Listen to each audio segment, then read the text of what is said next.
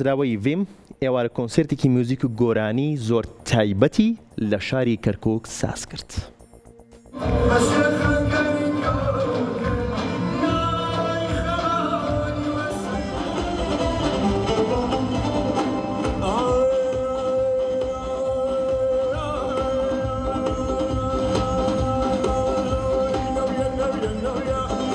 دامەزراوەی ڤیم لە ماوەی ڕابردوودا کۆمەڵی کار و چالێکی پرۆژەی لە شاری کەرکووکی ئازیزە ڕاگەیاندووە بۆ ئەوەی کە لە ڕێی پرۆژەکانیەوە خزمەتێکی زیاتر بەو شارە بکە کە بە شایستەیە زانی و بە شانازیەوە ئێمەش دەستماناوەتەوە ئەم کارانە تاوەکو ئەم شارە زینووە ئەم شارێک کە کۆکەرەوەی سەرجەم چین و توێژە جیاوازەکان و نەتەوە جیاوازەکانە و ناسراوە بە شاری کولتورەکان و خاوەنی چەندین هونەرمەندی ڕەسەنی مەزنی وەکو کۆچکردوان عەلی مەردان و شکوور خەیات و حسێن عەلی و چەندین هونەرمەندی گەورە کە لە ماوەی ڕابردووە خزمەتێکی زۆر گەورەیان بە شاری کەرکووک گەیاندووە.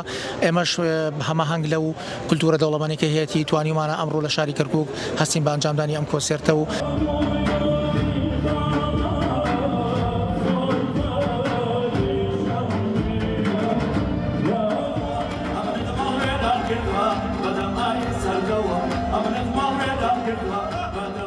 هیوادارین ئەم کۆنسێرتانە ماوەیە زیاتر بکرێت بۆ زیاتر زیندوکردنەوەی هونەری کوردەواری خۆمان و هونەری ڕەسەنایەتی کوردی. بەڕاستی من دەستخۆشی لەو لایەنان شکەم کە پاڵپشت و چۆناڵین سپۆنسەری ئەم کاریان کردووە. من بە دڵخۆشی و هونەرمەندی بەشدارم لێرە وەک ئەوانی کە لێرە ئامادەین. بەڕاستی شتێکی جوانە، هیوادارم زیاتر بێت.